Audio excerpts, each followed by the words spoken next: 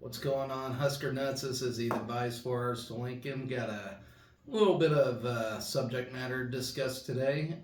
First off, being congratulations to Frank Solich being named inducted into the College Football Hall of Fame. He was a tremendous coach here and spent many seasons coaching at Ohio for the Bobcats, winning numerous titles there.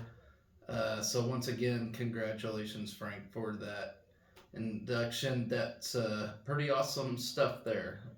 Let's see if there's anything else by it. He becomes seventh Husker coach in the Hall of Fame, joining Tom Osborne, Bob Devaney, Biff Jones, Dana X Bible, Fielding Yost, and Eddie N. Robinson.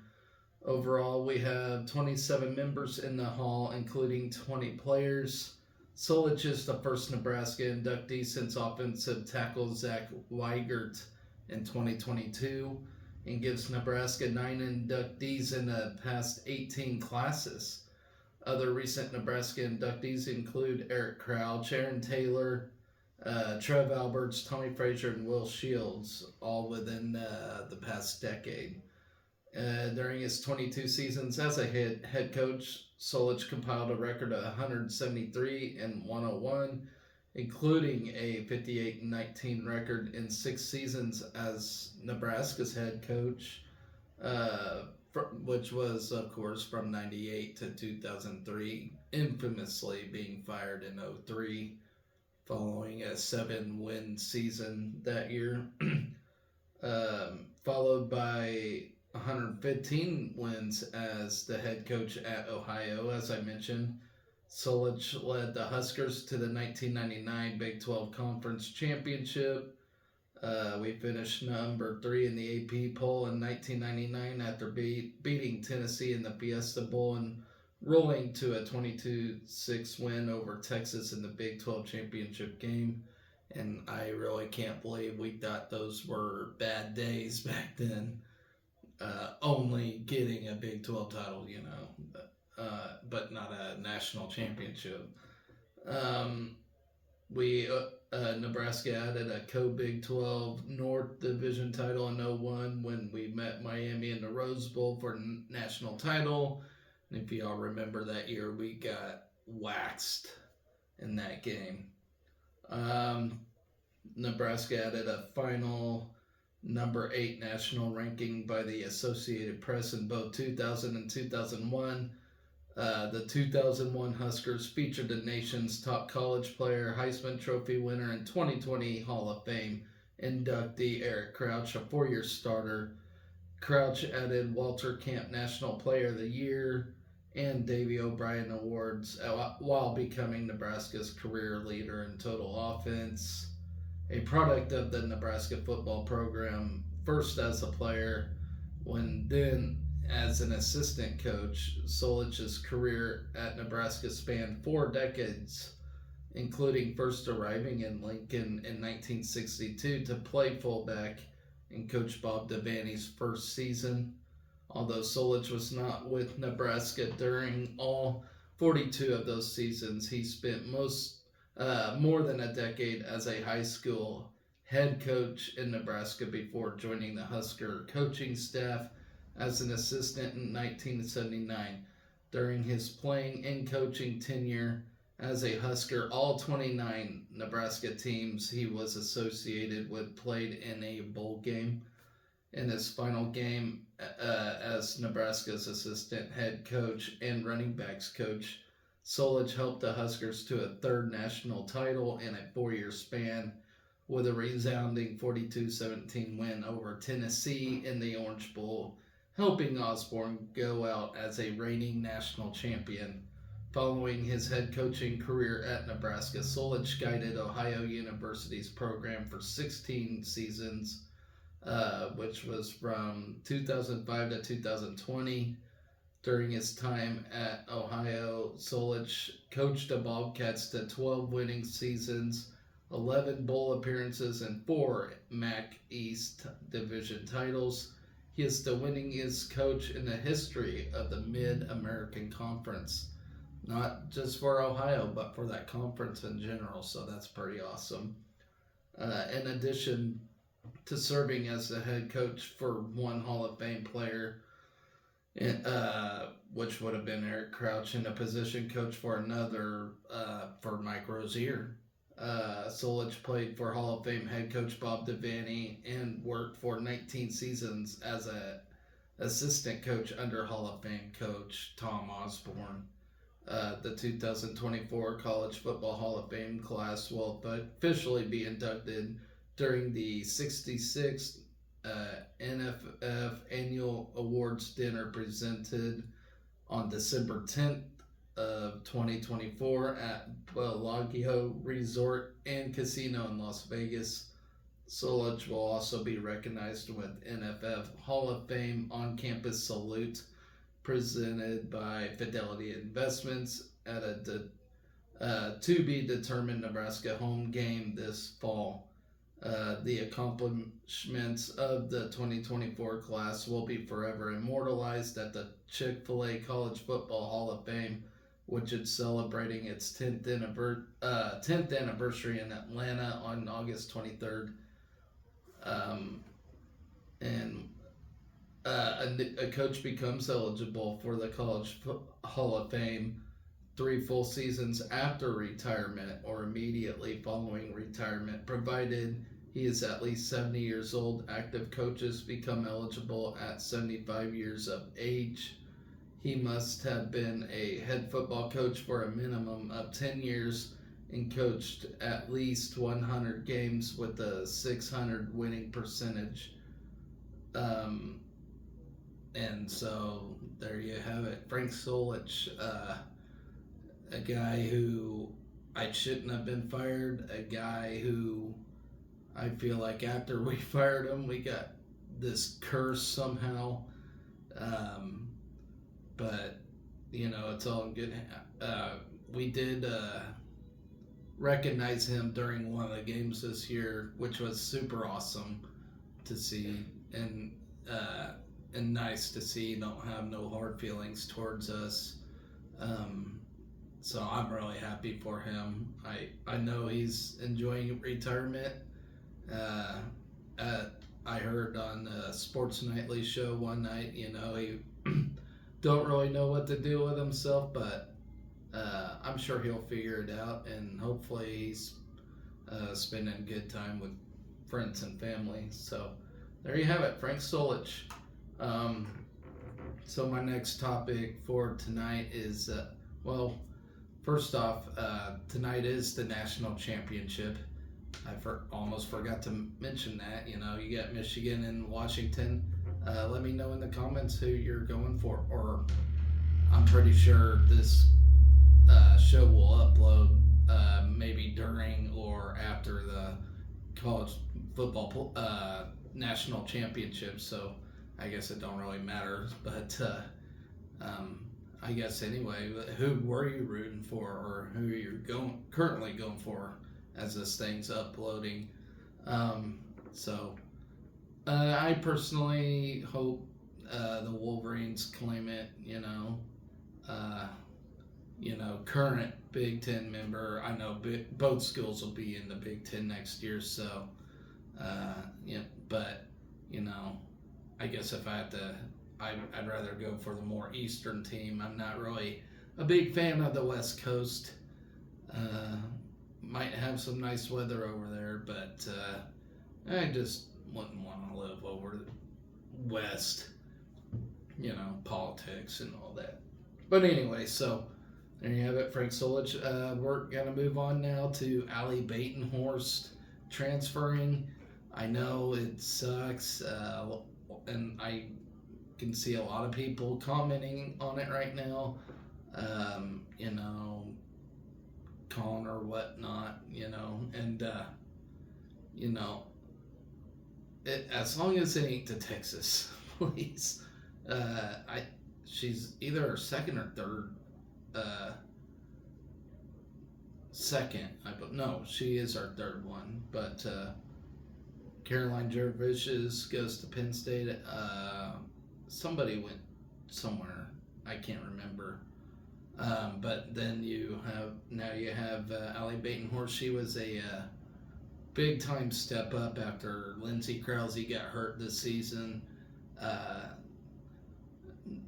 and she did a phenomenal job with Krause being out, and she'll be missed at Lincoln. But I hope nothing but the best for her. It looks like she's doing so for uh, college reasons, studies and whatnot. I guess she's going to go to graduate school, and Nebraska must not provide what she wants out of that. She said it was a hard decision for her, and she has no ill will towards anybody. So that's good to know. Um, my guess is she might go to Creighton, and the only reason why I say that is I guess her boyfriend goes to Creighton. So that would be my wild guess. I don't know. Nothing has been said yet about that. So um, we won't see Ellie Baton-Horst here again in a Husker uniform, and it's really sad, but wishing her nothing but the best. Um, Moving on now, I'll talk about bowling late here in a minute, but I heard nothing yet about the Dana Holgerson thing, uh, whether he's coming here or not. I just know we're in talks with him. If y'all don't know, Dana Holgerson was West Virginia head coach, then moved on to Houston, got fired uh, this year from Houston. He's a great offensive mind, and I think he would do a very good job as an offensive coordinator or QB coach. I'm not really sure where we're wanting to put him, but it would almost be my guess as QB's coach, but I'm not sure. But he would be terrific, a terrific fit at Nebraska uh, for some offensive standpoint. But yeah, so hopefully I'll keep my ears open on that, see uh, what's taking place in that. So whatever. Then we got Natalie Potts. She got her fourth Big Ten Player of the Week award or Freshman of the Week award. So she's doing really awesome. After getting shellacked by Indiana, she still claimed an award for that Big Ten Freshman Award. So good on her. She's really gonna be a superstar here in Nebraska. So I'm looking forward to seeing how the rest of her career pans out. So now we'll go on talking about today's activity, which is bowling. They're still currently in the tournament, but right now they're 4-0 of the day out of the 5 matches they're playing. They're doing a Baker's match today at the Storm in Blue and White. So right now, so to start things off, they went up against St. Anselm and won 919 to 786 to start their day off. Then they took on number 10 Maryville and got the win in that 983 to 843. So a nice top 10 win. Then their third match, they went up against Stephen F. Austin and beat them 962 to 902. And they actually currently wrapped up another match 23 minutes ago. Beat Jacksonville State 1025 to 984. So 4-0 to start this tournament off. They're still in progress right now. I'm not sure who they are matching up against, but the 4-0 starting beat 3 top 10 teams in a row today. So not a bad start for this fall season after really, really hard fall season. So they're starting the winter portion of this thing and had a terrible fall is what I meant to say in that. So good job by the ladies so far in the bowling tournament. Um, so what's my next topic, guys? All right. Uh, so Dante Dowdell from Oregon transferring to Nebraska uh, to add some more running back into the room. So I wouldn't be surprised to see a transfer uh, leaving the team, in the running back because we're pretty loaded at running back. So he's a nice, great little addition for us. So there's going to be a nice running back battle going on, but that can only help our team get better, which we something we should have utilized a lot more, especially Anthony Grant, who was a complete stud and did a lot better job holding on football this year. But uh, Dante Dowdwell gonna be a Husker, and it looks like he's gonna enjoy it here, according to his Twitter comments. Um, so, anyways, now let's talk basketball as we take on Purdue tomorrow uh, at Pinnacle Bank Arena. Number one team in the nation coming to town. If y'all saw last year, the game did not go our way. I mean, we had our way in that game, but a last second foul call, I believe, on Sam Hoiberg. I cannot remember, but got screwed over there. So let's preview that game real quick, if I can find it. So Purdue, I think, has a more talented team this year. I've been kind of watching them, keeping an eye on them, and they're looking really legit. They got one loss, which was, who was that against? I can't remember. But let's preview them real quick. So Purdue comes off an 83-78 win over Illinois, who is ranked number 9th in the country on Friday night, while Zach Edey posted double-double with 10 points and 15 rebounds. It was Trey Kaufman-Wren who shined with a team high of 23 points to lead four Boilermakers in double figures. Purdue built a 21-point lead with just over 12 minutes remaining and withstood a furious Illinois comeback in the final minutes. So Illinois, number 9 team in the country, just got absolutely demoralized by Purdue. And this is an Illinois team that beat KU earlier this year, if y'all remember that. So Purdue's a scary team.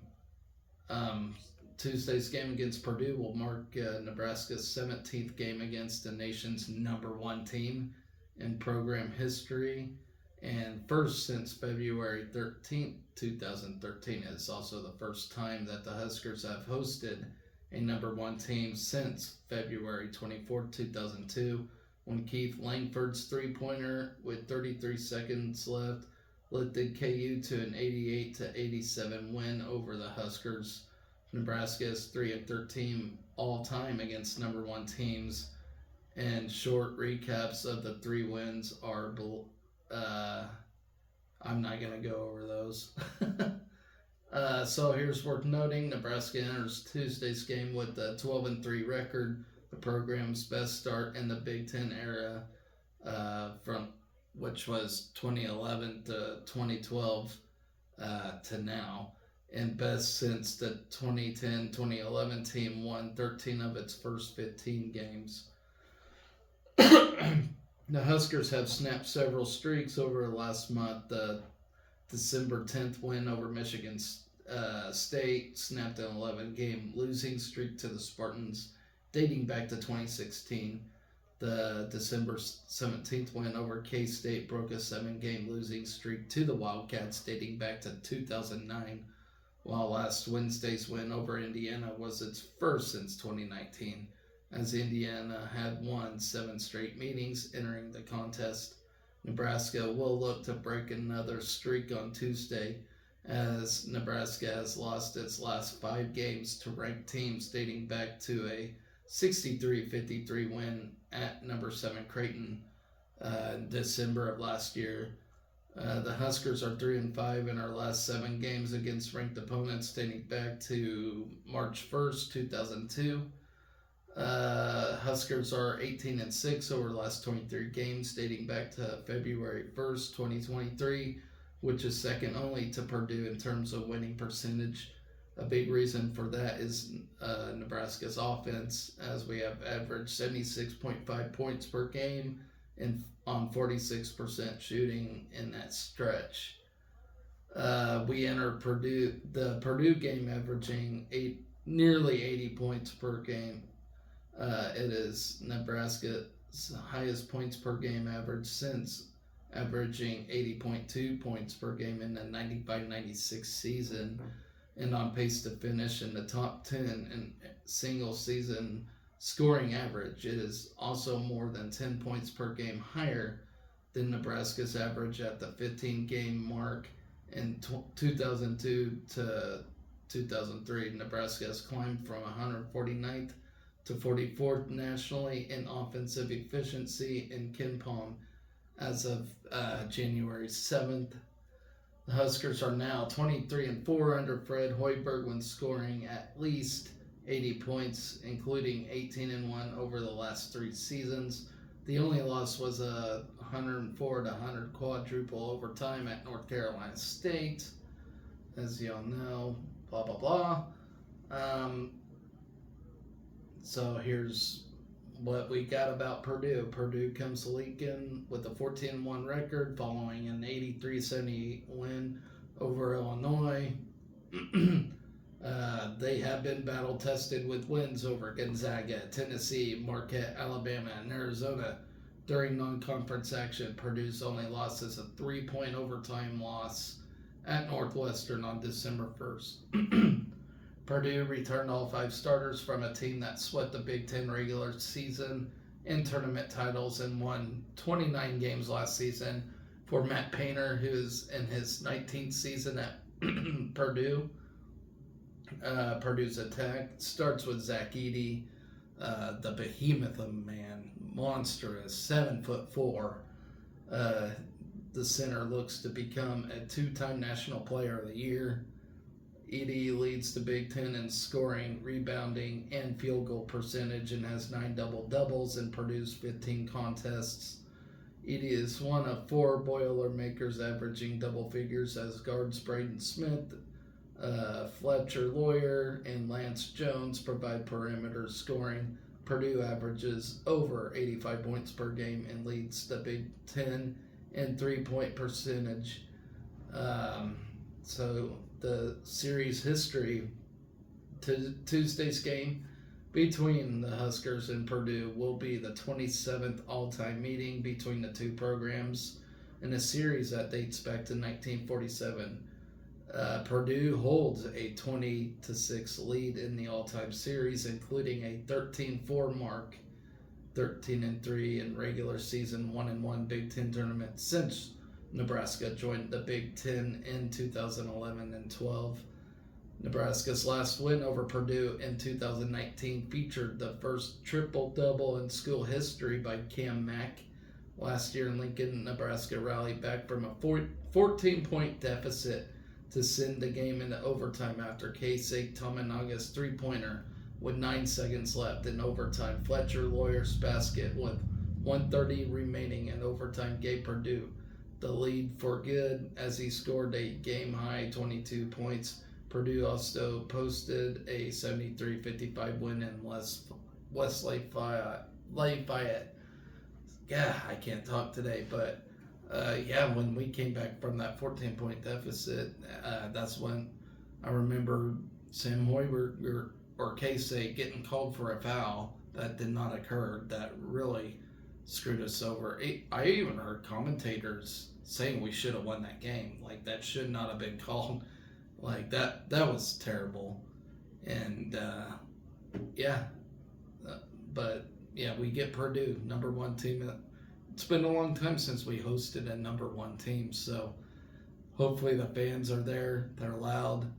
Unlike against Wisconsin when you can hear a pin drop in the crowd. We need to be rowdy the whole game.